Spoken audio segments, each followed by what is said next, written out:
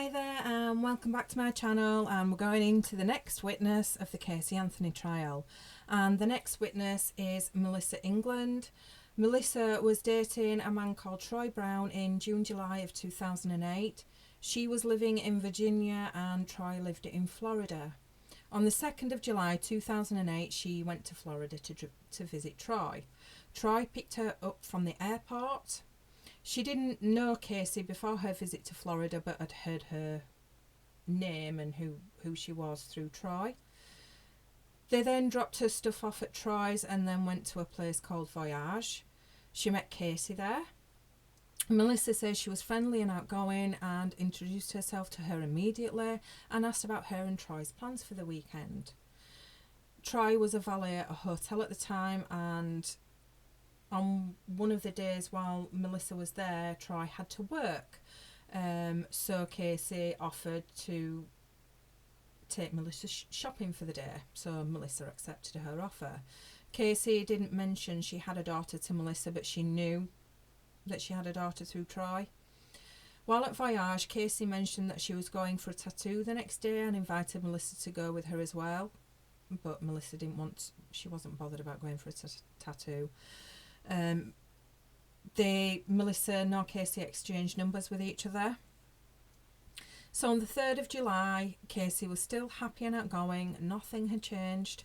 Again, she never said anything to Melissa about Kaylee being missing or anything. They drove to the mall in Casey's car, which she says was a black SUV. Casey said it was a boyfriend's car and that her car was in the shop.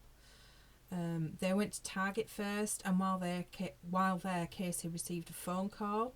Melissa says she was arguing with someone. She didn't know what was said because of the way Casey was speaking, and she sounded irritating.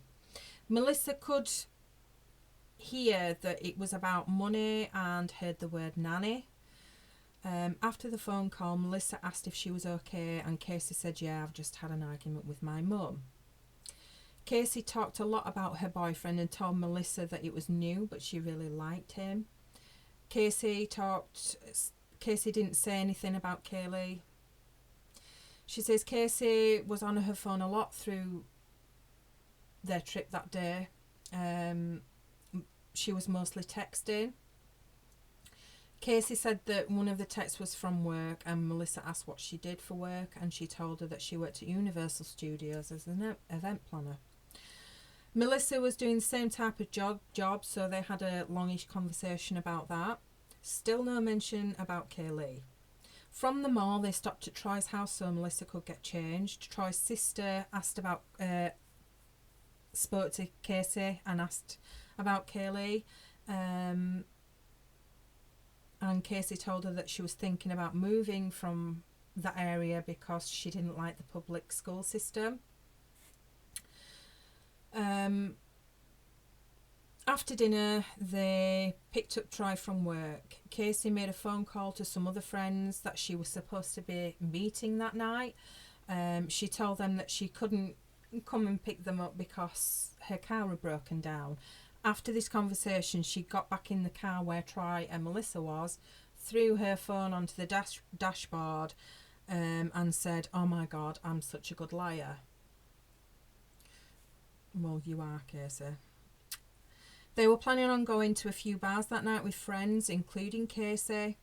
During that night, Casey was on the phone again, but Melissa didn't know if it was an incoming call or a call that Casey had made. Melissa says Casey was upset and she seemed distraught. Melissa knew she was arguing with her brother because Troy told her. This statement is actually struck from the record, but I thought I'd put it in anyway because, it seems relevant. Casey's mood changed. There were several phone calls and she wanted to leave the bar where they were then, so they all went home. After that night, Melissa never saw Casey again.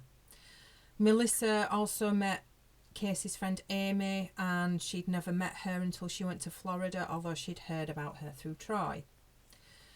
Cross-examination, simple, quick question. Can she tell the jury about anything that happened to Kaylee? Obviously, she says no. Next witness, Troy Brown. He lived in Florida in 2007 to 2008. He went to the same uni as everybody else. He met Casey through a friend of a friend at a birthday party. He didn't see her very often until she started dating his good friend Ricardo Morales. He knows of Tony Lazaro and has only met him a couple of times. One of those times was at the party. He knows who Kaylee was. Troy and Casey had a Facebook conversation in June 2008 and they show part of this conversation. It was on the 24th of June 2008 from Casey, and it's referencing Amy supposedly moving in with Casey. It says she still has yet to move into the house. Hell, in the past 9 days I haven't even been living at the house. Drama. I'll fill you in later. Troy didn't ask what the drama was. Amy is a friend of Troy's and he knew Amy and Casey were looking for a place together. For the rest of the month of June, Troy had no other contact with Casey. And in July, Troy saw Casey on the 2nd of July. That's it for Troy's testimony. There was nothing more after that. The there was no redirect or anything. So that's those witnesses. I know they're only quick videos, but some of these testimonies can be quite long and I don't want to make these videos super long or anything. I want them to be quite watchable. So till then, till next time, bye for now.